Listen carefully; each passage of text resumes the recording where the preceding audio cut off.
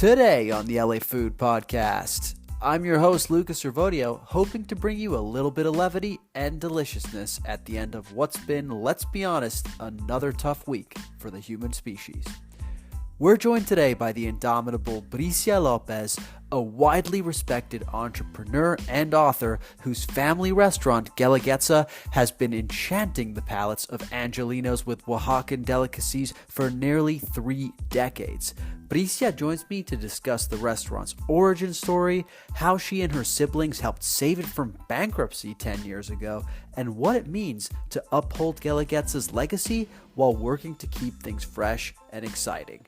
We get into the ins and outs of mole and why you should never even think about calling it a chocolate sauce, and Bricia even gives us a rundown of how to spend the ideal weekend getaway in Oaxaca. It's a treat of a conversation, and I can't wait for you to listen to it, dear listener.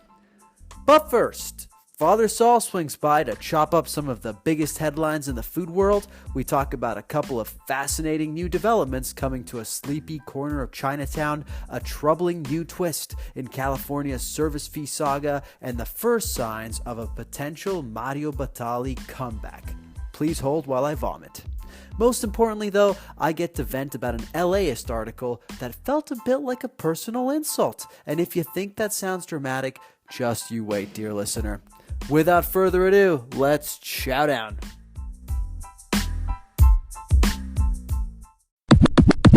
Welcoming back to the pod, a man whose title may be father, but who's very much the prodigal son of this here podcast. It's Father Saul. How you doing today, Father Saul? I'm doing great, man. It's good to be back. Yeah, thanks for dating us with your presence. Where have you been all our lives?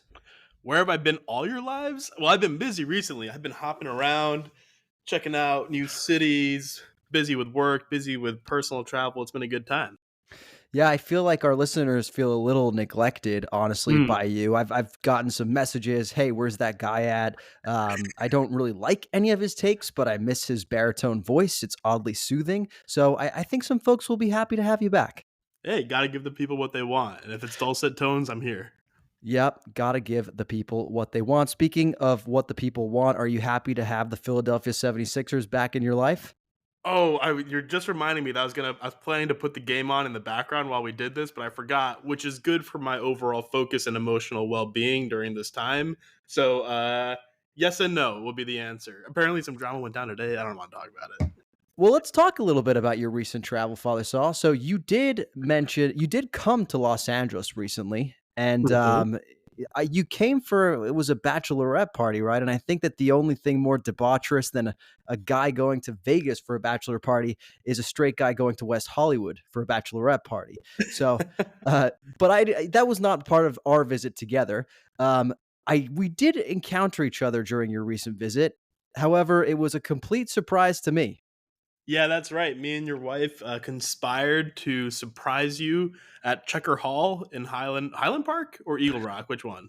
Highland Park. Come on, dude. Oh yeah. I mean, look, I'm only a LA visitor, man. I don't know where I'm at, but we conspired to surprise you, which went off brilliantly well. When I showed up behind you with my suitcase straight from the airport, with you having no idea that I was coming to Checker Hall, you turn around slowly as if you were in a horror movie and were about to get killed. There was a look in your eye of pure fear. You had no idea what was going on, but it was a blast. Yeah, my wife really pulled this one off. She told me that we are going to go down to Checker Hall to meet up with some friends of hers who I don't know very well. And, me being the supportive partner that I am, I was like, yeah, sure. It's a random Wednesday night. We've both had long days at work, but I'm game. I'll do whatever. So she perfectly places me in a manner in which I cannot see the entrance of the restaurant. And I literally am so excited about Checker Hall. It's a beautiful place. Like it's giving like a, New Orleans, like Southern vibe. And I'm like, who'd really like this spot? It's Father Saul, a famous, Southern file. And not 2 minutes after I've said that, I hear whispered in my ear, I hear this is a place I should check out. And it's your booming tone behind me. It was truly one of the most, scariest / most effective surprises that anyone's ever done on me.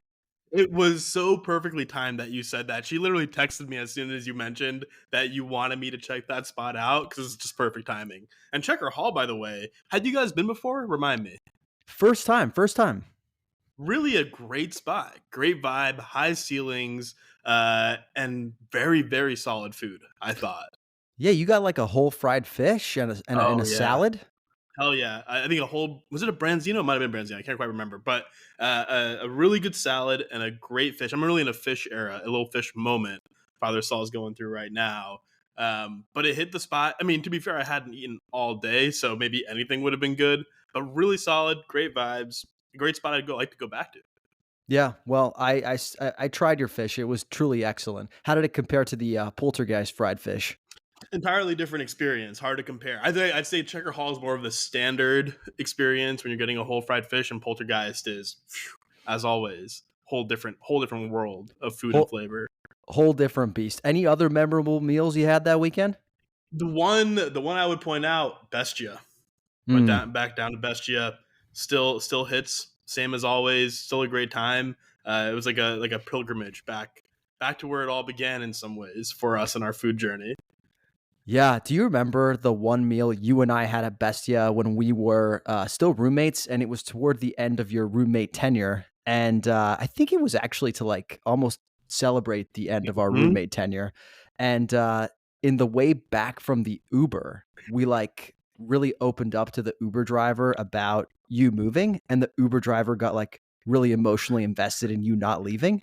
Yeah, yeah, I remember that. I remember we were like kind of we were making fun in some ways. We were like kind of bullshitting him a little bit, but he got really invested in like the overall arc and story of the relationship, which is very sweet. I also remember from that dinner critically, we were playing the game we like to play at Bestia and some other restaurants sometimes where we each secretly order to the waiter. We're real pains in the asses, and basically each of us takes a look at the menu and then whispers to the waiter what we're gonna order, and the other person at the dinner does not know what has been ordered, and so it's a surprise as the night unfolds. Really fun to do. Really probably gets our food spit on by everyone in the back kitchen because we're so high maintenance. But at that dinner, we go one by one, and the waiter's like, "You guys just picked the same exact dishes," and it was like a real moment of like true brotherhood, ordering the exact same shit at Bestia. Yeah, it's like women when they live in the same dorm and their periods start syncing. It's For exactly us, like that. it was exactly like that. Except for us, it's just our bestia order synced. Which don't underestimate the value of that. Okay. Hey, I have a request for you. Next time you're in LA, can we get Instagram story reviews of like in-depth story reviews of your restaurant experiences, a la Max Shapiro of our friends at the Air Jordan Food Podcast?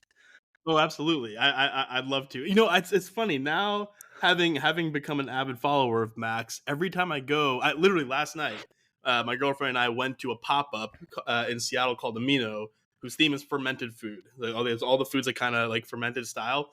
I won't lie, it was not for me. I thought most of it was pretty bad, and in my head was Max Shapiro going, this dish simply does not have balance. I know food better than anyone. I know all the best food, and this food's no good. And I just had it. I had like a Tom Colicchio voice because it was also a pop up. I realized it's kind of like a restaurant warsy experience on Top Chef, where you're like, all right, here's the name of the place, here's the concept, here's what they're attempting to do. You're assessing whether or not they nailed it. So I have a Top Chef voice from Tom Colicchio and like a devil Max Shapiro voice where it's like I am the only person who's ever eaten food on the planet Earth, and I know exactly what I'm talking about, and all you assholes don't. Yeah. And You just start yelling productos, productos, productos at the top of your lungs then in the restaurant. fuck you, 50 best, fuck you, world 50 best. What do you know? Yeah, All yeah, right, yeah. I might have to edit this out, but we'll see. Look, speaking of things that get under our skin, I wanted to talk about an article that LAist published this week about a guy who ate 100 burgers. Now, here's the thing: this guy ate 100 burgers over the course of, wait for it, 8 years. 8 years. That means probably like when Trump was just entering office, this man started eating burgers. No, no, no, no. Trump was a one-term president. What am I saying? This guy started when Obama was in office, okay? And he just finished eating 100 burgers, and the dude gets written up in LAist. Do I have to remind the people what I do on a regular basis, Father Saul? I think you do, and I want you to say it again just now because this was so fucking funny. What do you mean? I mean, look, dude, I bet next year you're gonna eat 100 burgers in a Yeah. year if the polls go the way they seem to be going for like a year over year.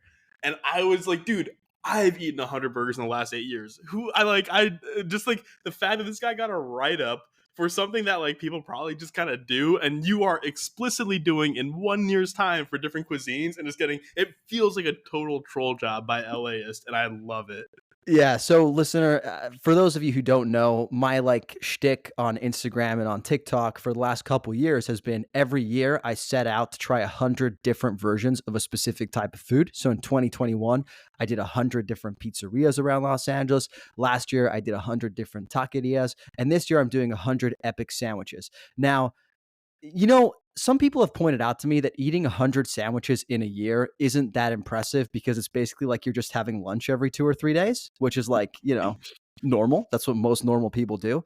However, if that's not impressive, then how is eating 100 burgers over the course of 8 years impressive? Like it just, look, I'm a big fan of LAist, Gab Chabran, the editor over there.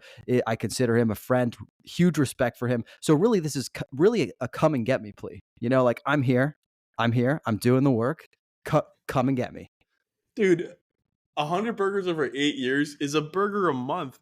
Like I think most people in LA have eaten more than 100 burgers in the last 8 years. Now, the cool thing about this guy that they profiled is that like he had whatever, it's all due outlets, and he has particular like rules that they follow or whatever for trying the burgers out. I don't know, man. The fact like this is too funny that you're out there in LA eating shitloads of food, and they were like, hey, you know what's cool? A guy who eats less than that.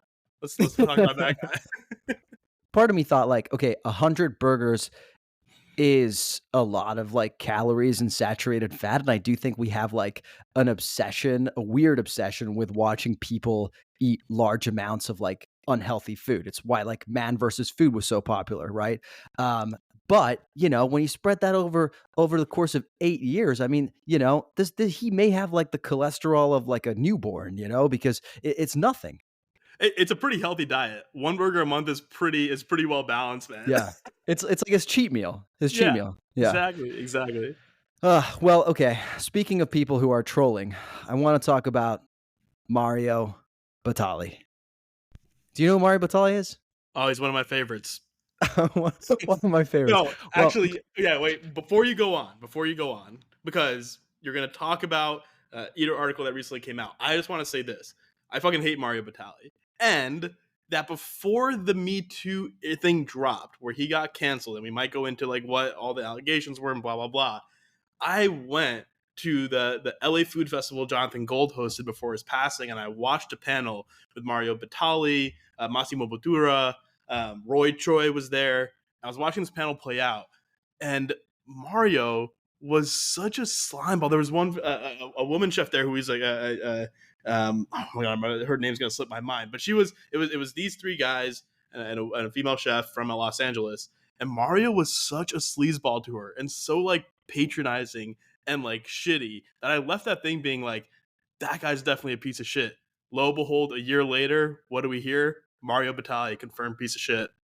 Well, can you talk a little bit about in what ways he was confirmed as a piece of shit? Yeah. So if I recall correctly, he basically for inappropriately groping, sexually harassing, and borderline assaulting women. I think it was at this like famous New York establishment. They would have these rowdy parties, and he would like feel girls up and grope them and stuff like that. I think that's what he officially got like accused of. I think he settled out of court.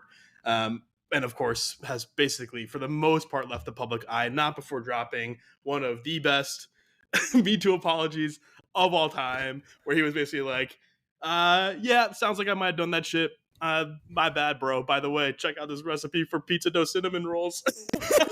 the all-time Me Too apology. Yeah, the dude put out like a regular version of his newsletter, and like at the top he was like, "It's true, I did it." And then at the bottom he follows it up with a recipe. Truly, like one of the most unhinged ways to post a Me Too apology, but it has gone down in history. In fact, the Eater article talking about his quote unquote comeback even references the cinnamon roll gate, we'll call it. Yeah. Well, no, but so basically what's happening is he has posted a couple of Instagram posts insinuating that he's going to be coming back with quote unquote virtual events. And it's clearly an attempt to come back, maybe make a little money, get his name back out there. What the hell would a Mario Batali virtual event consist of? I Dude, I have no idea. This is what the kids are calling Delulu. I've learned recently, which means delusional. My girlfriend downloaded TikTok. I've seen like my first 4 TikTok videos. I'm learning a lot. Yeah. Mario Batali is Delulu, bro. Why? Like, first of all, he was and the Eater makes this point that he was like losing relevance even before the scandal. And at this point, he's been gone for what, I don't know, 6 years or so, and is completely not missed. And the guy's also rich, right? Like, say whatever you will, like cancellation stuff. The guy's still like God, like richer than like whatever 99.999% of humanity, but still feels the need. Still feels like such a like a weird, insane desire to like be in the public eye that he's doing virtual events that will probably just be like weird Zoom fucking cooking classes. I don't know. I don't know what the virtual events are going to be. Guess what? I'll go a little farther. They're not going to happen. I don't think they will happen in the end. Like, this is another. He's floated trial balloons of trying to do comebacks, I think, before in the past, and no one wants this guy. So, yeah, Yeah. that's what I got to say about Mario Batali virtual events, man. Yeah, I think the only way he's coming back is if he goes full red pill and just like tries to market himself as like the MAGA chef. And it's like, Right? Yeah. you can't cancel me. Join my virtual event and learn how to make MAGA cinnamon rolls. Yeah, I honestly, that's probably the best PR angle he could probably take. That's the instincts coming out. And you're like, look, I don't think that's what he's doing, but I think you're exactly right that that's the only way he could do it. Yeah. It's there's not exactly an audience for Mario Batali virtual events in polite society, at least. Look, we're going to talk about something a little bit more serious, and we're going to move to LA to do this. There was a really interesting story that published in the Los Angeles Times this week. So kudos to the Los Angeles Times for actually doing some journalism. It was published by someone by the name of Emily Wilson, and the story explores a situation that's happening in Victor Heights. First of all, have you ever heard of Victor Heights? I actually haven't, which apparently is not uncommon. Yeah, so I hadn't either actually until on my sandwich crawl, which is very impressive, in which I'm eating 100 sandwiches in 100 sandwiches in 365 days, unlike people who do it over the course of 8 years. I went to a deli called East Side Deli, which is in a little pocket of sort of like right between Chinatown and Echo Park. And it was an Italian deli, very popular, been there for like 50, 60 years or something like that. And that was the first time I realized this little pocket of Los Angeles is called Victor Heights. And I looked around and I was like, okay, there's some cool like coffee shops popping up here. There's some like nice looking restored buildings and whatnot. It turns out what I was seeing is very much part of like an intentional movement into developing Victor Heights in a very specific way. So it's being led by a developer and an architect by the name of Jingbo Liu. And he is basically turning like a cluster of homes into something called Alpine Courtyard, which he's dubbing a culinary hub. He's basically giving each like individual home to a business. One is a coffee shop. One's going to be a bakery. There's a very popular new lunch restaurant that's operating there called Perilla. Actually, Bill Addison just wrote about it, just reviewed it properly in the Los Angeles Times. And starting next year, there's actually going to be like a proper restaurant opening up in a converted Victorian home, which I think sounds pretty dope. The interesting thing here is that in parallel to this sort of development, there's also like developments taking place that are the more traditional, like prefab, key fob, young urban professional buildings with like retail on the bottom, mixed use development that you're seeing popping up in every single gentrifying neighborhood in Los Angeles. But these are being held up as like two very different ways of approaching like the changing face of a neighborhood. Basically, the former way, this like alpine courtyard that Mr. Liu is spearheading, he's trying to do it in a way that sort of like kind of keeps intact the spirit of the neighborhood. He was inspired by like old images that he saw of Victor Heights that showed like these Victorian homes interspersed with like homes that also like sold products and were businesses and whatnot. So he's basically trying to keep or to sort of like recreate that vibe in Victor Heights. This struck me as really interesting because we've talked a lot about gentrification in Los Angeles. And the article kind of asks the question, is this guy finding a way to quote unquote gentrify respectfully? That's my words, not theirs. But it got me thinking, gentrification is happening. If it's going to happen, is this the way to do it? Yeah, it was a really interesting article and an interesting it's an interesting development that's being led here. And to the question you're asking about, like, look, if it's going to happen, is this the way to do it? That I don't know. That I don't know. And I because I don't know if we should just be like, well, it's going to happen, and so there we go. However, so there, I think two key things that is being attempted. Two things are being attempted here. One is in terms of actual physical design, right? Maintaining the look and feel and respecting the look and feel of the community as it was historically, right? Which is, I think, I can personally appreciate versus like a prefab key fob building like others that look just all look the same and are really flattening and so on. So there's an attempt there from just a physical design perspective, and there's also an attempt, I think, in that in the Alpine sort of center that they're building, whatever they call it, Alpine Community Center, community Alpine, whatever, Alpine Courtyard.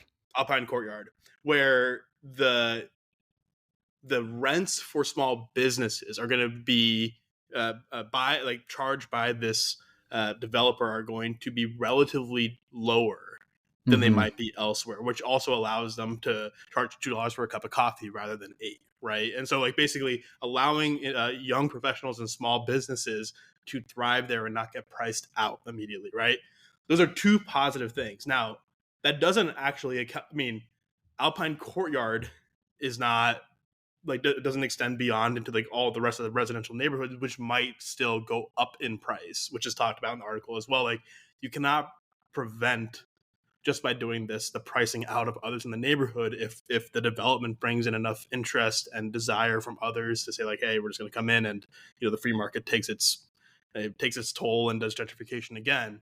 However, it's, I think, a well-intentioned attempt in the flip side of some of the other landlord practices that we've seen. Even the landlord practices, by the way, predated the Alpine Courtyard because the former residents were actually evicted for a luxury development before this architect came in and bought the development. So it's both, I think, cool in a couple notable ways and different in a couple notable ways.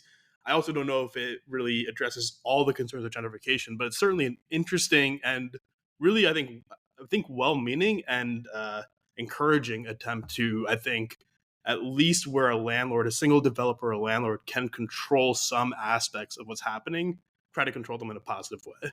This does look to do some positive things, but it won't ultimately avoid the most pernicious effect of gentrification, which is rising rents and ultimately displacement of communities, Mhm. right? Yep. And like my question is there anything that can be done for that? Because it seems to me like this is like the feels like the best of of a bunch of bad options. Meaning like rents are going to rise in Victor Heights no matter what. Obviously, we have a housing shortage in the city. Instead of just having like another Salt and Straw and another shoe palace in this Mhm. neighborhood, we're going to actually use it as an opportunity to give up and coming Yep. entrepreneurs an opportunity to do something cool. They are also doing stuff for the community. Like for example, like small gestures, like the coffee shop has a neighborhood price of $2, which Mhm. honestly you can't get a $2 cup of coffee at Starbucks these days. So that's a pretty good deal. But you know, it's in terms of actually avoiding the worst effects of displacement, like that's not really gonna happen here. But is this the best of bad options? I think it may be the best of the best of the options for this particular decision maker, right? For a landowner in this place, right? Who has a different level of decision making power than a city council, right? Or a Hmm. neighborhood council, right? So I really do think it's a cool attempt, but notably in the article, like, right. So what they're trying to do is preserve, the culture and the setting and the physical architecture of the place. There's literally a quote in the article that says it's preservation is not just about the buildings, but also the settings and the culture. Theoretically, it's also about the people who are living there and the families who are living there, right? Yeah. And it's really, I mean, and fair game. A single individual is not responsible for all of that. They can only he's taking, I think, what he can control. And I do think it's a really cool decision, right? A really cool thing to say. I'm not going to sell out to your Starbucks and your Salt and Straws, who might pay me more for the rent in the spot. But I'm going to prioritize local businesses led by people who represent the neighborhood, right? By people who look like their neighbors, and then serve them the foods and the types of cuisines that are represented here. That's really cool. Um, and I don't know if it's all we can ask for, but certainly a really, and I love the neighborhood pricing too. That's a really compelling idea, not one I'd heard of before.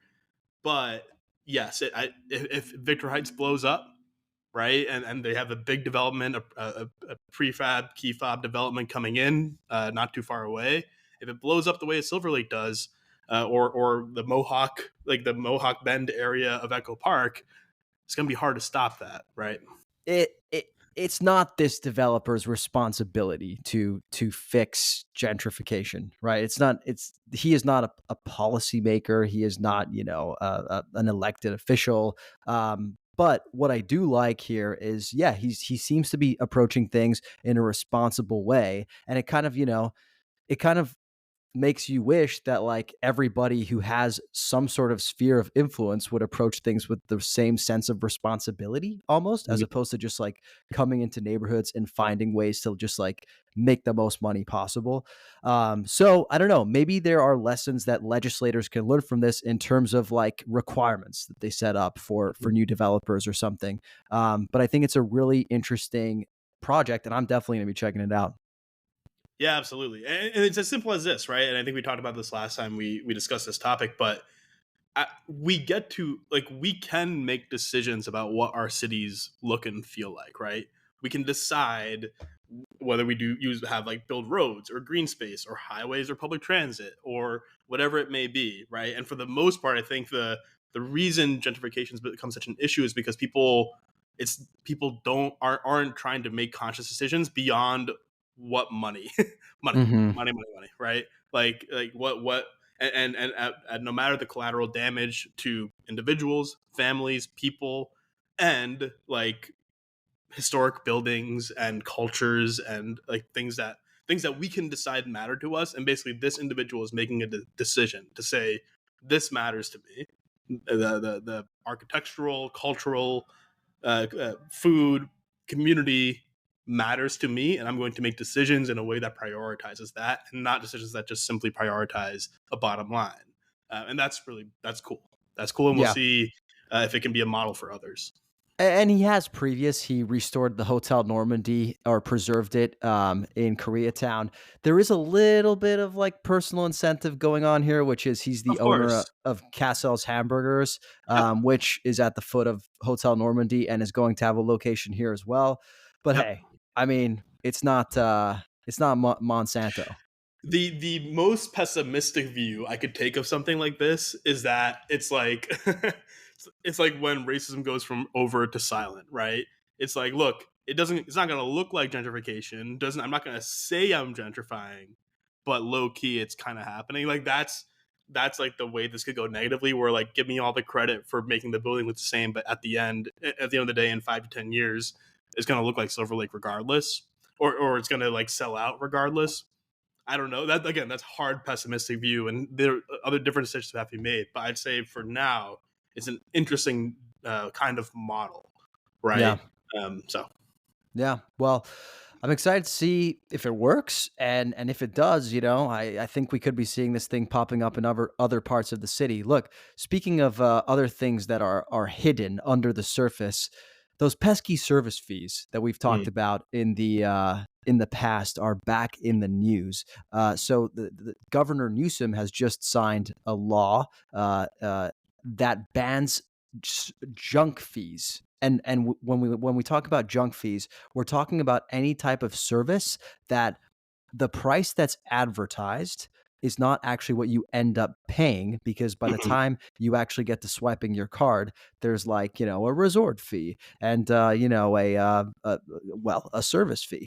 And it's not clear whether restaurants are going to be directly impacted by this, whether they fall under the scope of the legislation. However, they very well could. And it seems like the Attorney General's office is weighing whether to include them. So, all of those discussions we had about whether service fees are good, um, you know, that may be irrelevant. These restaurants may not be able to even do that. What do you think about this? Yeah, we were a little, or at least I was a little flippant when we talked about this in the past, saying like, "Hey, look, stop complaining about service fees at restaurants. Be ready to pay for your meal and pay for staff, etc. when you go." But I do think, I mean, look, a more consumer friendly view is, I think this is good legislation to protect consumers from from essentially hidden fees, right? And what could borderline be called false advertising, saying you're going to pay, here's the ticket price on a thing, but really there's a 30% fee behind it that you don't know about. From what I understand, the question is whether or not the fees for restaurants would be outlawed, right? Whether saying you cannot charge a fee at all, in which case whatever the fee was paying for might be built into then food prices and price of what's on the menu, or whether they're allowed to keep those fees as long as they make them evident on menus and explain what they're used for. And I should say particularly in favor of transparency for where those fees go, right? Because they could just be skimmed off the top by managers and owners of businesses, right? They Yeah. may not go where they're intended to go. So transparency in that way is all good. It seems like well intended legislation, and I think depending on how exactly it's implemented will be interesting to see. I'm curious if it is the case that restaurants are not allowed to charge service fees at all, right? Whether or not this goes on menu, whether they have to discharge, basically incorporate those costs into the price of food or wherever the services are, or whatever's on the menu. Uh, how that might further impact the restaurant industry. I don't know how that would impact like the inflation of costs or inflation of prices at a restaurant, but that'd be the only thing to see. My understanding is that maybe, yes, they would just have to be more transparent with the service fees, or those costs would just get factored in other ways, or those prices would just get factored in other ways. Meaning, like, instead of paying like $8 for your plate of green lentils, you'll be paying $11 for your plate of green lentils, because restaurants need to make more margins in order to be able to pay Yep. their restaurant workers the benefits that were supposed to be going to them through the service fees. I think that the person this really impacts is that dude who made that goddamn spreadsheet. Yeah, well, he's not the only one. To be clear, there are many other people who are. I mean, look, and to be fair, people are like, look, in times of, I think the economy is relatively strong right now, but in times of tight budgets, and really for anyone like in the world who wants to know what they're paying for, I can, of course, service fees are confusing and frustrating. Imagine like this. I think legislation also applies to like ticket buying, right? And Mm-hmm. like when you're like, hey, I thought this ticket was $90, but I'm paying 120 all of a sudden, or whatever it is. That's truly impactful, right? And I personally, like, as an individual, not knowing much and not having run a restaurant, I like the idea and prefer the idea of restaurants factoring all their costs into their menu, right? Like Yeah. into the food itself, because like for living wages, for service fees, all of that. Of course, that it makes it difficult in other ways, because by raising the price, demand for your food might be impacted negatively in a way that may not be survivable for your business, right? So certainly sympathy for that challenge for restaurant owners who are already like still dealing with supply chain issues and price of food. We talked about I think pork, like the price Yeah. of pork and impacting barbecue. So a lot to balance, but I think at the fundamental intent level of people should know what they're paying for, it seems like a good idea. Now, the bullshit part of this is that food delivery platforms got an exception in the Yes. legislation, which is really crazy because they're one of the top, I think, top examples of like egregious fees and hidden fees. I'm gonna quickly order dinner. It's gonna be $35, but I'm gonna end up paying 70 because you have delivery fees, service fees, blah blah blah, all this different stuff. So notably, that actually was not in the original legislation, but clearly the DoorDash and Uber Uber. Eats lobby, Uber for sure, got in there and carved out an exception for their services, which notable and shady. Yeah, although I will say, like, it's just good lobbying, bro. It's just good lobbying. Like the National Restaurants Association lobbyists could have done a better job. Well, I suppose it is just good lobbying. Credit to the shady folks in Sacramento for working for Uber and DoorDash, but yeah, that's some real bullshit, man. It's real Yeah, bullshit. that is bullshit. Although I do think like they those platforms already do a relatively decent job of telling us what we're paying. They break down the fees and whatnot. So I'm less mad at that. I'm honestly like very interested to see how this all plays out for restaurants. I just don't want, restaurants obviously to suffer from this or to not be able to recoup those costs in some way, shape, or form. And I just feel I do worry that like people will see the price of their like pasta carbonara go up from $25 to $30 Mhm. and be put off by it. But I think then it just becomes a bit of more of a messaging challenge for restaurants. And we can all play a part in that. Absolutely, yeah. And real quick on food deliveries, I'm assuming the reason they got their carve out is because, to your point, you see that total price before you click purchase, right? You order your food, you click I'm about to order, and then they add it all up for you, and then you say I want to order. Yes, I see all these total costs, and then I order. Versus restaurants where you sit down, eat your food, order your food, and then get a check that also already has a service fee on it. So Yeah. I kind of get where that comes in, but interesting dynamic. Yeah. Yeah. Well, look, I want to talk about some positive things that happened to some restaurants that we very much admire. Holbox and Poltergeist got really positive reviews. So let's start with Holbox first. Infatuation LA re-reviewed it and gave it a 9.5 out of 10. Do you think that's a fair and accurate rating? Yeah, I mean, look, I think so. I'm remembering what Brand told us about their rating system, which is how successful is the restaurant at doing what it's trying to do, right? And I think Whole Bosch is one of those places that hits all the marks, right, and blows you away. Now, look, of course, you're going back after it was named LA Times Restaurant of the Year. It's kind of like, and kind of non-controversial high rating at this point, so all good. But yeah, I have no issue. I guess the question I would have is, and I don't know if I can do this on the infatuation easily, is compare across the rating system, right? Who else is a 9.5, and does that tier seem correct across the board? Yeah, I'm not sure if they have that capability, although I was kind of comparing it to other spots around town to see how it ranked. Hmm, And it's like a solid, like, 1.5 points above Guelaguetza. It's right, it's it's one of the, I think, highest rated Mexican restaurants. It's higher than Damian, which I know you, right. you you quite liked. So in terms of like how it stacks up, it's definitely up there. My issue is actually, and I think Holbox exposes the fundamental flaw in the infatuations rating system. And what this means is like if your rating system is so heavily weighed by how well does this place meet the assignment, Holbox is a marisco stand at Mercado La Paloma. Hmm. This place should be a fucking 14 out of 10. Right. Do you know what I mean? Sure. Yeah, Like yeah, yeah. its assignment is to serve you an excellent ceviche. It's to, to get you home with a shrimp taco. It is doing one of the best tasting menus in Los Angeles. Come on. Yeah. I can see that argument, or you could take it the other way, being like, "Hey, man, I'm at Mercado de la Paloma. I just want a basic hard taco, man. Why you freaking me out with all this luxury shit? You guys should be you should be in the arts district across from Bestia. Bad Yeah. assignment. Bad Yeah. assignment. Yeah, you're like, what is this barnacle? -1 out of 10. Yeah. Yeah.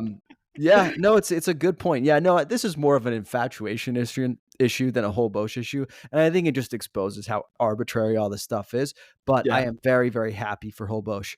I do want to talk about the Poltergeist Bill Addison treatment that it received. It had also received a really good article in Eater Hmm. not too much before this. You know, it's a good review. It's undoubtedly a good review, right? Yep. But the thing that struck me about this one and the Eater review is there is a little bit of hesitation in there, you know? The hesitation is in that some of the dishes the reviewers feel are not fully successful, which I don't think is unfair. We love Diego, we love Poltergeist. I can't think of a dish that I dislike there, but the whole point of why it's so exciting is because he's trying things that are like mind blowing. And one of my favorite things about reading the review from Bill was like how blown away he was by the ideas and the creativity, and while maintaining the personal connection and personal narrative and like the excitement he has going to Poltergeist. I mean, it really shows how much I think Diego and the work he's doing there are at Button Mash and at Poltergeist is like on the cutting edge of how we even think about food and Mhm. how creative food can be. And yeah, some of the dishes don't quite hit for Bill, right? That's all good. That's all Yeah. good. But I do think these are. I think both are you're right that there's a bit of like a it's pretty crazy. There's like a little bit of like a pretty and I think that look for what it is today. I guess that's I don't have an issue with that. Uh, for someone trying to accurately review what the Poltergeist experience is, I'm just glad the excitement is coming through. I think Yeah. that's like the main thing. Yeah, I think restaurants should be rewarded for taking big swings. And if you take big swings, I think you should be graded on maybe not the percentage of dishes that hit, but more so like the way that you're doing it, the things, the Hmm. ideas, the creativity that you're bringing to it. My one concern for Diego is like when big wigs at the James Beard Awards, let's say, or the world's 50 best, or all these places, Michelin even, it's not a Michelin star restaurant, I don't think. I mean, it would be to me, but like, yeah, based on what we see like on other Michelin guides, you can't really see this getting a star. But my worry is like those kinds of accolades don't necessarily reward intention or big swings or creativity. They reward execution, right? And I don't know. I just worry that in the long run, uh, you need some of those accolades to really make it. Maybe, maybe you don't. Maybe you don't. I don't know. I see where you're going. I mean, look, to be clear, I mean, at your three Michelin star restaurant, there's just immense creativity too. But I think there's like a familiar creativity, right? And to your point, it's creativity, but then like execution. To your point, is I think the highest meter for success. I think what's happening on Poltergeist, and remember, the Infatuation did not give Poltergeist a very good review, Like a if you recall. 6.3 or something. Yeah, yeah, really low, which is really interesting. Again, given their ethos, Diego to me is kind of doing a one of one, right? I don't like. I went to like I went to a pop up in Seattle, which is led by chefs who've worked at Noma and like really top world restaurants. They're experimenting. They're trying to use fermentation as a key the through line idea and be creative in that way. It wasn't very successful. A place that's pushing the envelope as far as Diego is, you're right that like look, a place inside Button Mash likely won't get a Michelin star, but I just think it's really exciting to see a place that has that freedom, and who knows, maybe in 10 years, 20 years, whatever, more risks like that will be recognized by a Michelin or a World's 50 Best. Yeah. But I think they reward typically like more familiar creativity, so to speak. And also, I said, I was making it sound like, I worry about the future success of the restaurant, and it's kind of like not all restaurants are designed to operate for 20 years, Right, right. like certain things are meant to like be of a time. And certain chefs also, are very creative driven people. They like to move on to new projects, right? So, um yeah, I think judging it by how well like taking the infatuation route and judging it by how well it's meeting the current assignment, which it seems like that's what Bill Addison is doing too in his review. Yeah. Um, I think is the fairest approach, and I think by that measure, few are doing it better. Yeah, no, I hope Poltergeist becomes a bestial like institution in LA. Like everything about it is so perfect. Like from the location and the collaboration with Button Mash and the I mean the freedom that I think Diego would still have to pursue other ideas under this banner. But you're right. I mean, look, as we're seeing this year, and I think Eater put an article out about the number of closures we're seeing and like the sea change of closures we're seeing that we've discussed as well. You never know, but I would hope that there's always a home for, and hopefully there's more homes for chefs who are trying things the way Poltergeist is trying them. Yep. Well, look, we're almost out of time with you here because I know you got other things to do that involve basketball. How do you feel about mole? I've come around on mole. Typically green and like red moles I like. I know this is a basic bitch take, but chocolate mole is still hard for me. It's still a tough one. All right. Well, then you absolutely must listen to the upcoming interview we have right after this segment with Guelaguetza owner Bricia Lopez. Whoa. Yep, it's a great conversation, and she also gets into why you should never fucking call mole a chocolate sauce. So you're going to particularly like it, I think. Okay, I did not call it chocolate sauce. Some moles do have chocolate as an ingredient, and those black moles or mole negros or whatever have traditionally been a challenge. I should have taken the bait and gone all in. I hate mole to tee you up yet again for a running bit of me accidentally insulting our guest. But Bricia Lopez is a great get, man. I'm excited for that conversation.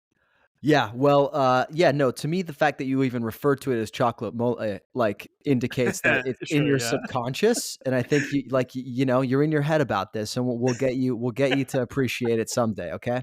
All right, buddy, without further ado, let's do our Yelp review of the week. For listeners who haven't heard this bit before, basically, Father Saul and I share a moment of the past week or couple weeks where we weren't exactly the best versions of ourselves, and our significant others or people in our lives would have been justified in leaving us a shitty Yelp review. All right. So I think I got a 1.5 star about a week ago because, as you know, and as listeners should know and will learn today, I am an all-world fan of the TV show New Girl. Yeah. So it's one of the things that connected us years ago, and a show I still revisit constantly all the time. So I'm hanging out, I'm scrolling my Instagram, and it turns out there's a New Girl trivia at a bar in Capitol Hill where I live in Seattle. Very exciting. And I'm like, yo, I'm going to show up. I'm about to crush. And so I sign up. I pay $15 or whatever. I get my girlfriend, who is not a New Girl fan, like really, I'm like, this is happening. It's going to be awesome. And I'm going to be prepared. I spend the prior week actually studying. I'm doing Sporkle quizzes. I'm Googling the hardest New Girl trivia online. Hours and hours of like honing the skills for New Girl trivia. The night comes. I'm prepared. We roll up. A couple things immediately become evident. One, even though the ticket I bought said 7 p.m. start time, on Instagram, they said New Girl trivia 7:30. And I'm in my head, I'm like, okay, so they have like a 30-minute walk up, like, opening, people roll in, 7:30 start time. Turns out it starts at 7. I'm already a round late. So far behind. And it's immediately humiliating. I walk in late, and it's like, we walk in late, and I'm the only one, remember, of the 2-person party I'm with, the only one who gives a shit about this. And there's no way you can recoup those points, right? No way we can recoup those points. So we're an immediate disqualification. Oh, right off the bat. Real bummer. However, we show up. I mean, I'm like, Joe, should we just bail on this? They're like, all right, no, we're here. Let's stick it out. Realization number 2. This is a lesbian bar.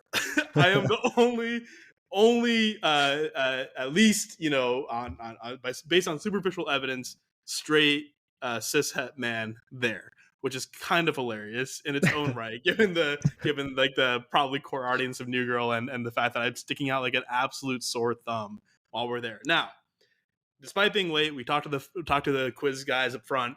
We get the questions for the first round. He like sits there, I answer the questions, blah blah. Tally up the score. We play the rest of the game, even though we're not qualified to win.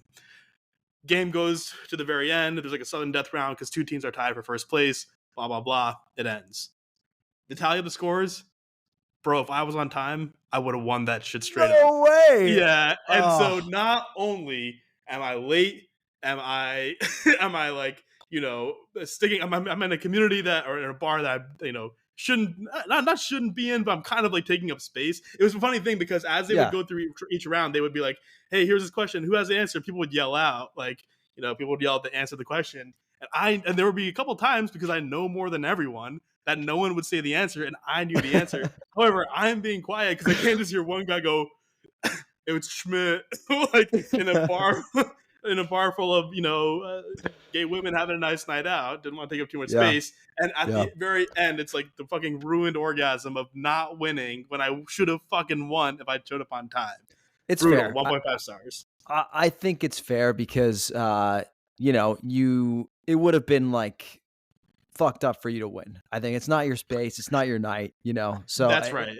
it would have been like it just wouldn't have been appropriate for you to win. I think that 1.5 stars.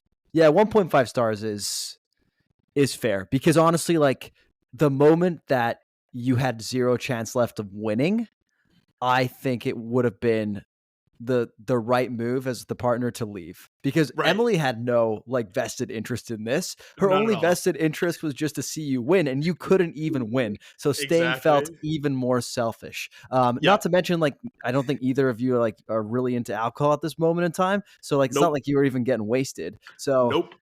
this was literally just like pure love from her, which gives you a 1.5 out of 5 on Yelp. Yeah, she really had to stick it out. I think she would have been happy like, from a competition aspect. She would have been happy. And look, I will say, I think it was proper in the end that I was not like the one straight dude standing up there being like, "I fucking win, you idiots." Like that's maybe like a bad look at Wild Rose in Seattle. But I also thought it would have been so fucking funny if in this Yeah. room full of like queer women, the straight guy wins New Girl Trivia. Unfortunately, it was not meant to be, and I dragged Emily humiliating through a Tuesday night in Seattle. You'll get him next time, buddy. You'll get him next time. Okay, real Oh, I quick, will. my bad Yelp review of the week. So Morgan, my wife, has been telling me for literally months, maybe years, to get a AAA membership. She's like, "Do it, do it, do it." Literally reminds me every few weeks, every time we see like a broken down car on the side of the road, she's like, "You got your AAA membership, right?" And I kind of do the thing where like I'm not lying to her, but I'm not confirming it either. I'm like, yeah, yeah, yeah, yeah. And so I'm at my soccer game on Tuesday night, and it's a late one. We start at like 8 p.m. or something. It goes to 9:30. Usually Morgan's asleep by the time I come home, and I first of all, we get absolutely pumped. We lose like 8-0, right? So I'm already like in a horrifically foul mood, and I get back to my car, and it won't start. My car will not start. And first thing I think is, oh no, Morgan's going to kill me because I did not sign up for AAA. So I'm forced to call my wife at 9:30 p.m., which sounds early, but to her it's like 2 a.m. She's a Yeah. very early sleeper. And I wake her up out of a dead ass sleep and get her to help me in this predicament. Needless to say, I don't hear the end of it. And I think the most embarrassing part is that when the mechanic finally arrived, it was like the easiest fix of all time. Like my battery was fine. It was literally like I put the key in wrong. Like literally like Wow. the dumbest thing ever. So I think this is probably a one star moment for me personally. But what would you give me? I was thinking half star for most of this. I was at 1 star for the waking up and for the not listening to directions and like the kind of lying about having signed up for AAA but not really. Then waking her up for basically something that you could have solved yourself after all that. That's a half star, buddy. That's pretty Yeah. rough. It's pretty low. It's pretty low. Well, look, thanks again, Father Soft, for joining us. This has been an absolute riot. Anytime you'd have me, man, and next time I'm in LA, whenever that may be, I'll see you when I see you. All right, man. Go watch the Sixers. Talk to you soon. Joining us today on the LA Food Podcast is an entrepreneur and author extraordinaire whose family restaurant, Guelaguetza, has propelled Oaxacan cuisine to new heights in Los Angeles and beyond. It's Bricia Lopez. Bricia, how are you doing today? Hi, yes, that's me. I'm doing wonderful. Thanks for having me. It's a pleasure to be here. Oh my God, thank you for joining us. Where are you calling us from? What are your LA stomping grounds? I am actually at Guelaguetza right now at my restaurant, That's awesome. You're doing it live from the scene. live from Guelaguetza. I love it. What's Guelaguetza like at 11 a.m. on a Thursday or Friday? Friday. I mean, we have a great breakfast crowd. We are open for breakfast Friday, Saturday, and Sunday. Um, our restaurant is divided, and I always say, yeah, two sections. So the front section is pretty busy right now. I'm in the back area, and this is the back area that we use usually. Um, we get people flowing in here more for dinner during the weekday and weekend. Yeah. So if somebody has never been to Guelaguetza for breakfast, what would you recommend they try? Oh my gosh. I love huevos divorciados, which are essentially, and translated would be divorced eggs. So there's an egg in the middle, and then you have chilaquiles on the left that are red chilaquiles, and chilaquiles on the right that are green chilaquiles. So you get the best of both worlds with like a nice runny egg in the middle. You can't go Yeah, wrong with eggs and chilaquiles, I would say. totally. No, I think that could cure just about any hangover, any sort of like case of the Mm-hmm. Mondays. Mm-hmm. Absolutely. So let's start at the very beginning. And because you're a Guelaguetza, it's a perfect place to start. So your family, if I understand correctly, opened Guelaguetza in 1994. Yes. How did that come about? I don't know how my father did it. He did it.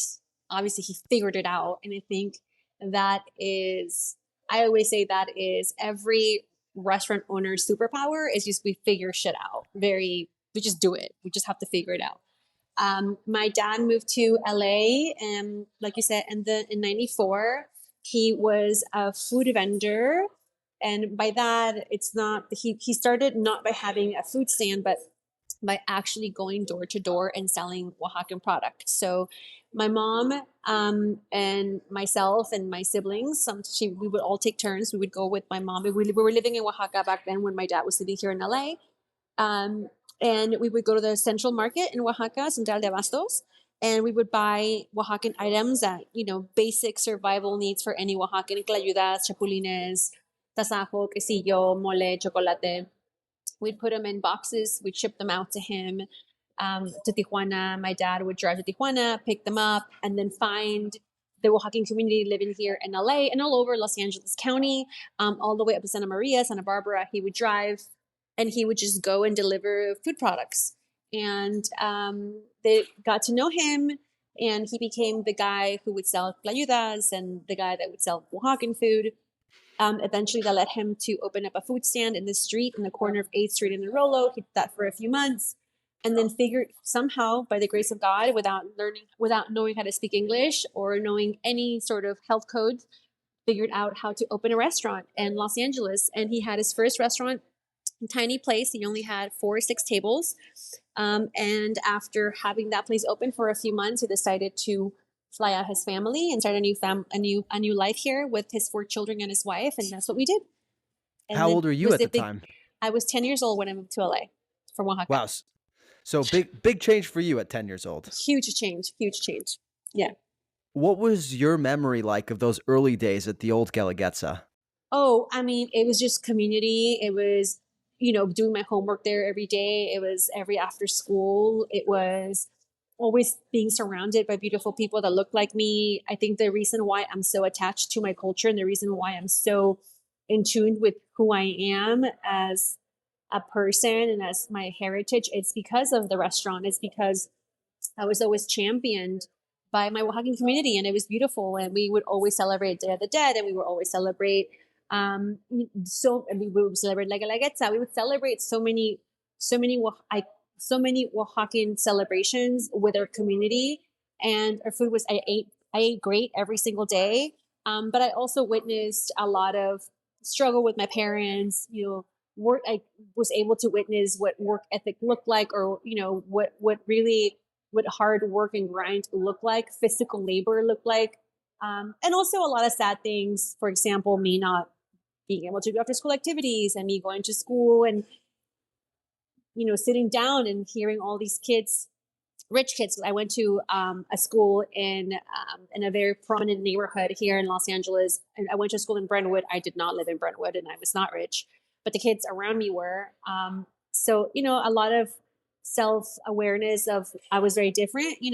Every Monday, everybody would come home, everybody come to school and share all the wonderful things they did, and even after winter vacation or summer vacation, where they went on vacation. And I was just like, yeah, I was just hanging out at the restaurant the entire time, you know? Mm-hmm. But I think at the end of it, all beautiful memories of just my family being together working. Did you have aspirations back then of continuing to work in the restaurant, or did Never. you want never? You were like, this isn't for me. I want to go out and do something else. No, of course not. I mean, I don't think any 6-year-old, any 10-year-old, is sitting at a restaurant, table, looking at, witnessing how hard their parents are working. And I always felt like the restaurant was really stealing my family time or not being able to go on vacation. I have a really great friend who's a wonderful chef who started his career in food as a 12-year-old as a dishwasher and found his calling and never went back. That was not the case for me. I was dishwashing at 12 and I was like, I hate every part of this and I don't want to do this. That sounds normal. Yeah, that sounds more normal than his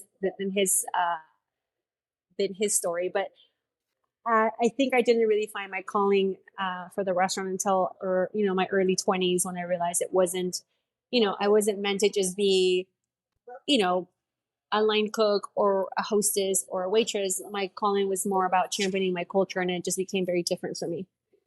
That's awesome. Was there anything you were looking to do before you decided to do that? Like, were you pursuing a different career path? I never fully pursued a different career path. I went to school for business administration, but I always had dreams of being a graphic designer. I love design. I love marketing. I had a lot of fun in my marketing class, but I never really worked anywhere to pursue that. Well, your passion for design certainly comes through in how beautiful your books are. Thank The you. Oaxaca book, even if you never cooked a recipe out of it, one of the most beautiful things you can have on your coffee table. So, at what point did you actually decide or get the opportunity to kind of jump into the restaurant as more of your sort of like, adult Adult career? self. Yeah. Well, Yeah. it was when my parents retired. When they retired, and also at that same time, the businesses were going through bankruptcy, and we were going to lose every single thing. And my siblings and I got together and realized that that our next step would be to save my parents' legacy. So we dug it out of bankruptcy and we worked very, very hard. I mean, this was about 10 years ago, I think. And I think the first few years was just brutal because it was one debt after the next, and then getting hit with another IRS letter and getting hit by this and getting hit by that. And right, as soon as we thought we were digging ourselves out of the hole, something else would happen. So it was really difficult, really challenging, but ultimately we got to the place that we were at zero, and then we were able to rebuild from there. So it's a lot of struggle, but I think working with my siblings has been the biggest blessing in my life. Working with my family, who are also my best friends, and all every day having the same goal and the same vision together was, has been the biggest gift I've received. And it's beautiful. And we're all here, now building the business, and from there it has shifted, and we've launched new businesses together since then. And yeah, it's been a journey of 10 years. 10 years ago, from what I can recall, and I moved to Los Angeles in 2009, and Guelaguetza was very much the place, people told you to go to if you wanted to try Oaxacan cuisine. And, I remember reading Jonathan Gold articles about how it was, a place where even the Oaxacan dignitaries and politicians would go to when they Yeah, were in town. for And sure. so, a lot of people see that and associate it with success, right? They're like, oh my God, this restaurant is experiencing incredible success. But you say that, the restaurant was facing bankruptcy and really tough times. Can you square that for our listeners who might not understand? Like, how can a restaurant be experiencing that much success yet go through such challenging times? I think that there's a misconception about restaurants, period. I think that people go into a restaurant, and they see it's busy and they see it's this or that, and they always equivalent someone who has a restaurant as successful, and oh my gosh, they must be so rich. But restaurants work in a very, very small margin, and I think even today, in today's standards, unless you have more than 5 restaurants open at the same time, which is very, very hard, it's hard to make a living. And I don't think people really understand the economics of restaurants. But yes, it's very challenging. There's a lot of people that it takes a lot of people to make the experience every single day. It's hard. What steps did you have to take to turn the ship around at that point? Oh my gosh. Well, I mean, we had to, obviously figure out who was stealing from us, who was Mm-hmm. not really, being their best self every day at work, and had to reimagine our operations, had to reimagine our staff, had to imagine, how we operated, and then have fun at the same time. We did a lot of fun things, a lot of fun activations. We actually were one of the first, if not the first restaurant to have a mural outside the restaurant. We had so many beautiful friends at Oaxaca who are incredible artists who came and did a lot of artwork here at the restaurant and used that as marketing. And I think this was also at the time when Twitter was just really popping off and social media was just becoming the thing, and became a lot of I'm friends with a lot of people who helped us really find our voice on the internet. And then we were able to kind of gather a whole new generation of people that never heard of the restaurant. To this day, there's a lot of people who've never been here.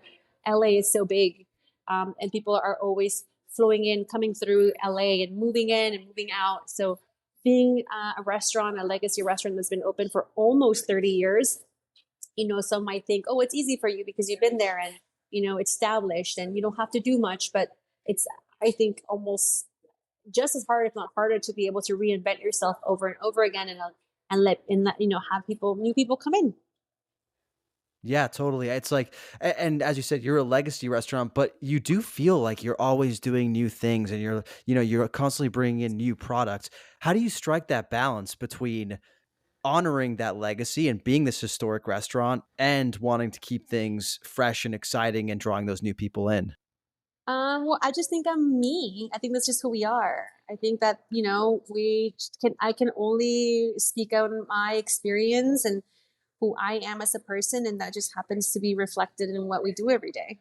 Well, speaking of your food and your products and what you're famous for, I wanted to get into the world of mole a little bit because Sure. we have a lot of a diverse group of listeners, and maybe there are some who aren't as familiar with the concept of mole. And I was wondering if you could just give a quick description for those people what we're talking about when we talk about mole and how it's made.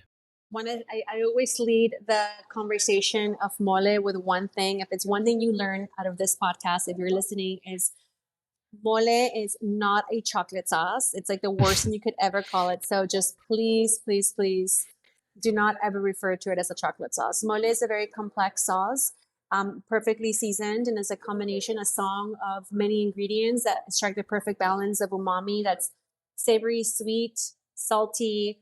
And yes, there is some sort of chocolate in there as a seasoning, just the way that you would use honey in a marinara sauce is the same way that you use chocolate in a mole sauce to kind of hit that perfect balance. But you would never refer to marinara sauce as a honey sauce, right? Or even a barbecue sauce has brown sugar. You wouldn't refer to it as a brown sugar sauce.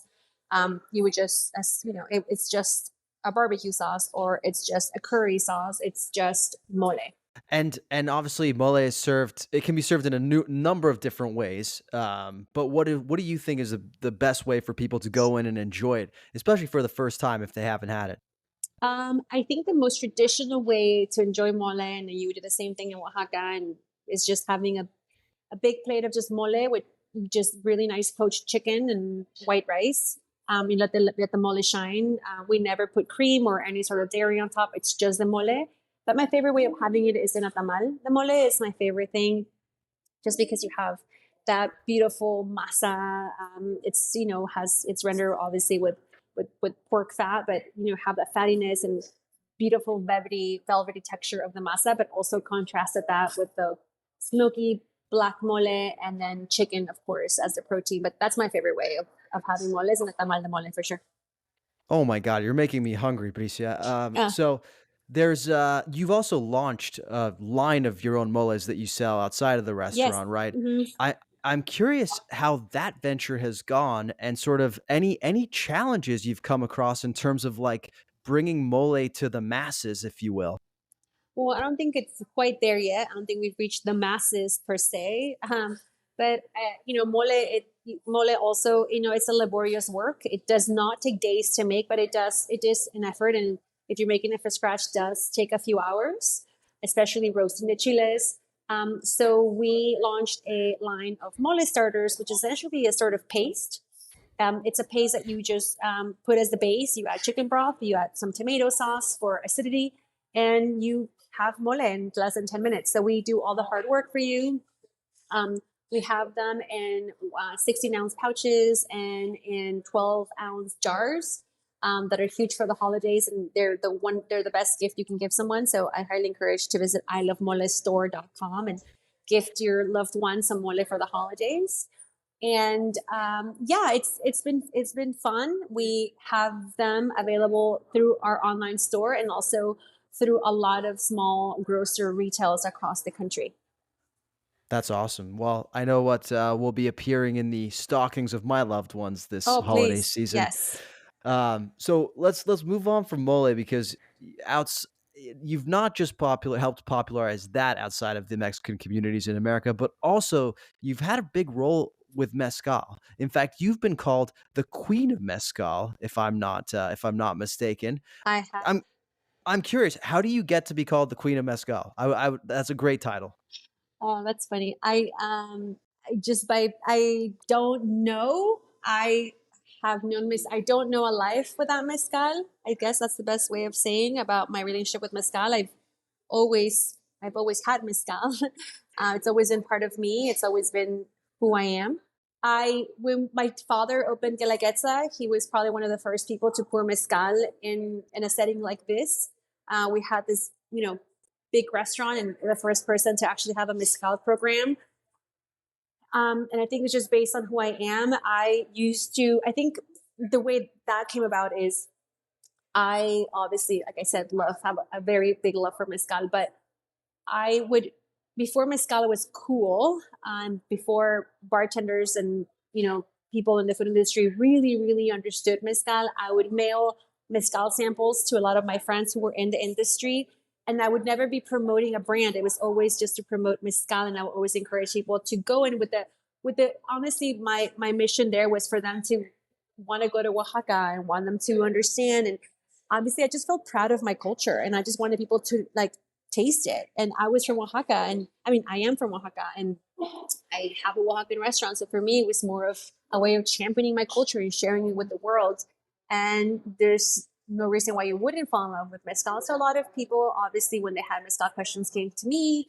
I introduced many people to different producers. And, that was one part of my life. I am really not that much involved with mezcal anymore. I don't have a brand. I'm not associated with any brand. I just like to consume it when I go to Oaxaca a lot. Totally.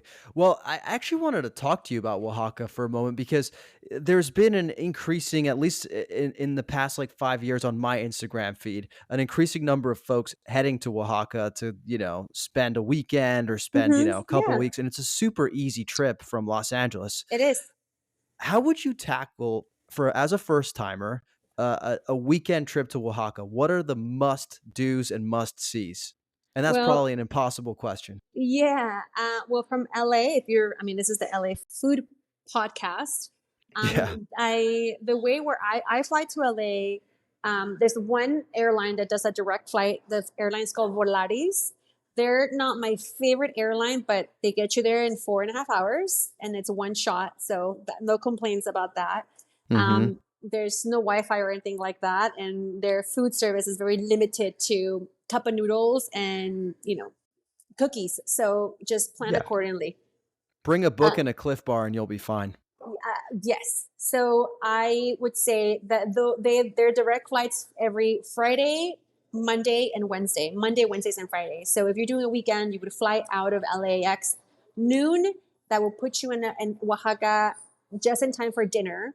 So I would do I would go check in my hotel, shower, freshen up, do a really fancy dinner, or I wouldn't say fancy, but go to a very nice restaurant, a very nice dinner to welcome yourself into Oaxaca. Whether that would be Casa Oaxaca, that would be Origen, that would be Los Ansantes, just to be served and to just really experience Mexican hospitality and Oaxacan cooking in its highest form.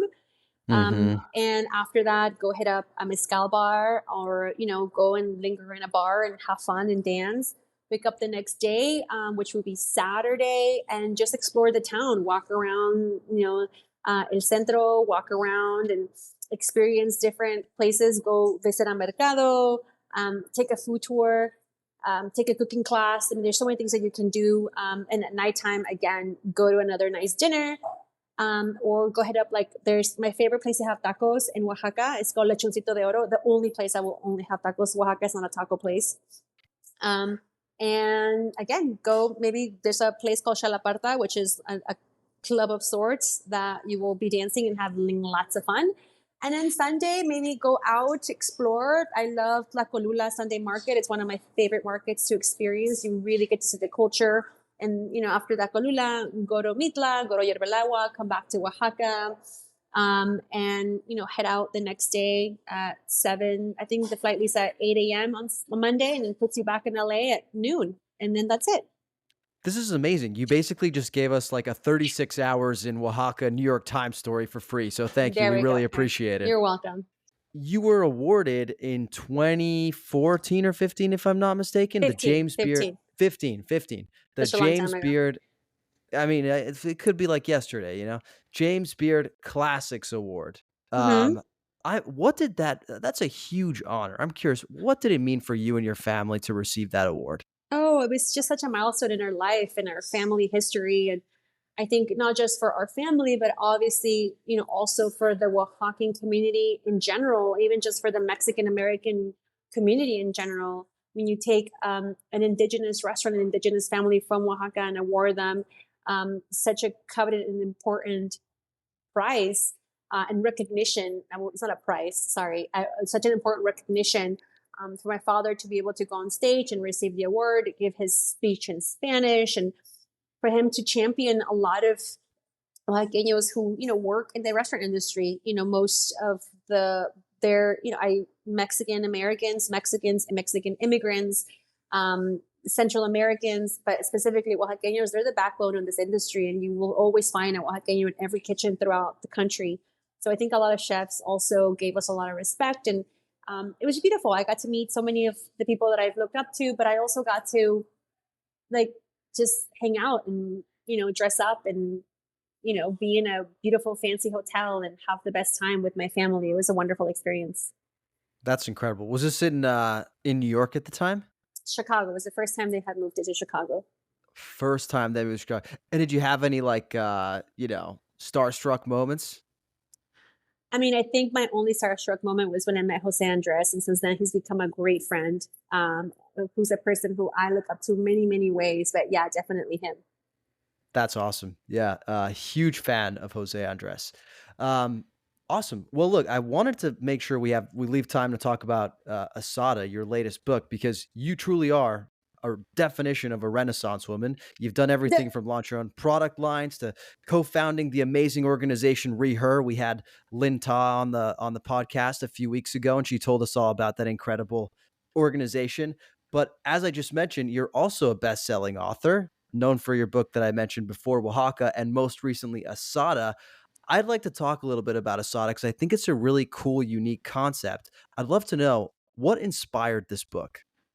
Well, Oaxaca, as you said, really was a culmination of my family's history. When you read the first, 20 pages of the book, I always point, I know it's a cookbook, but it does have a beautiful story in the beginning. And it's the story that I just told about, and all the details about my dad's history, my dad's struggle, our family's transition from one generation to the next, about my love for Oaxaca, our love for Oaxaca, and it really is just about my family.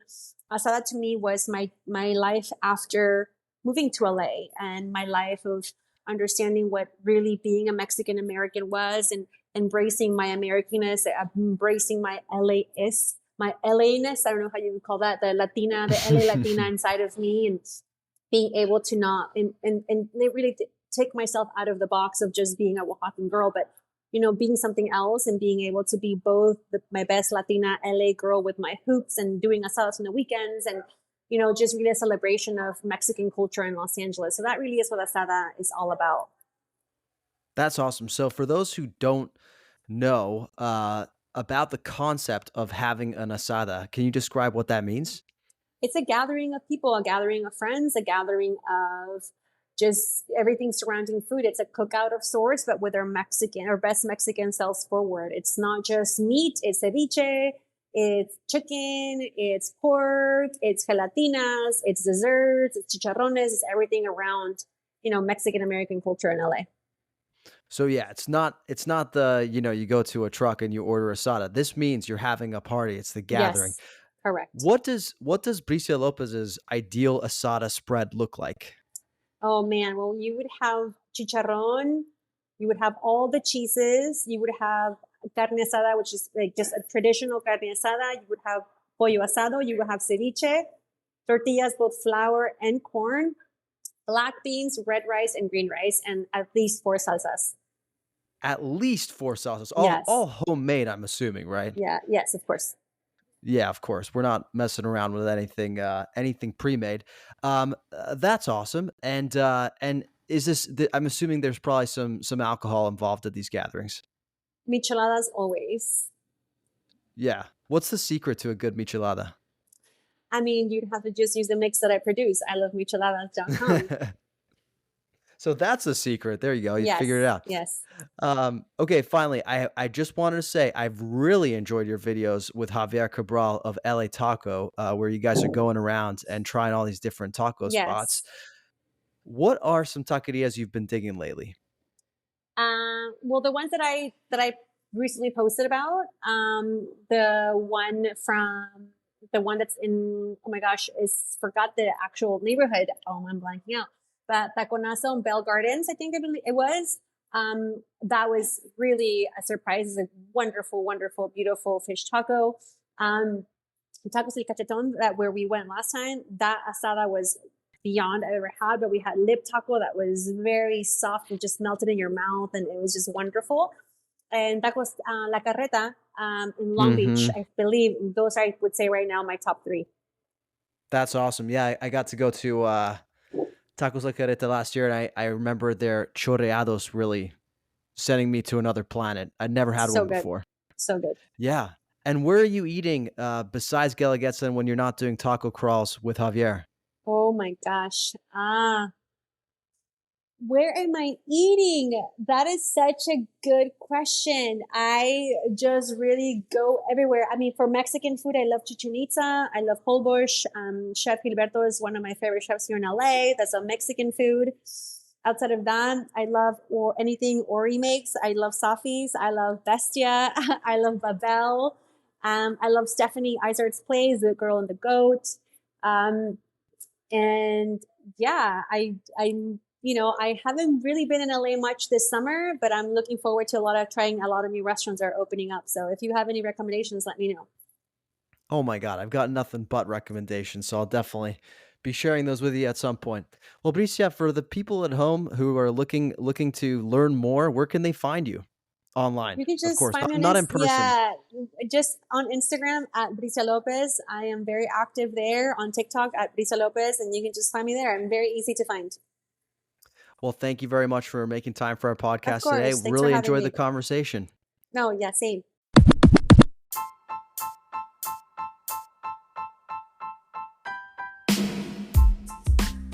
Thanks for listening to another episode of the LA Food Podcast. Thanks to our guest, Bricia Lopez of Guelaguetza. Make sure to go check out her book, her moles, her michelada mixes, and most of all, Guelaguetza if you haven't already. Thanks also to Father Saul for deigning us with his presence after all these weeks. We enjoyed his dulcet tones and immaculate storytelling. If you like what you heard today, dear listener, please go to wherever you listen to podcasts, leave us a rating, a review, subscribe. We would be eternally grateful. It turns out those things really help us get up the charts on Spotify and Apple and bring our content to even more listeners. We'll be back with another epic episode next week, but in the meantime, if you're looking for me, you can find me on Instagram, TikTok, and even Threads at the LA Countdown. That's TheLaCountdown. You can also find me on Instagram at LA Food Pod. That's LAFOODPOD.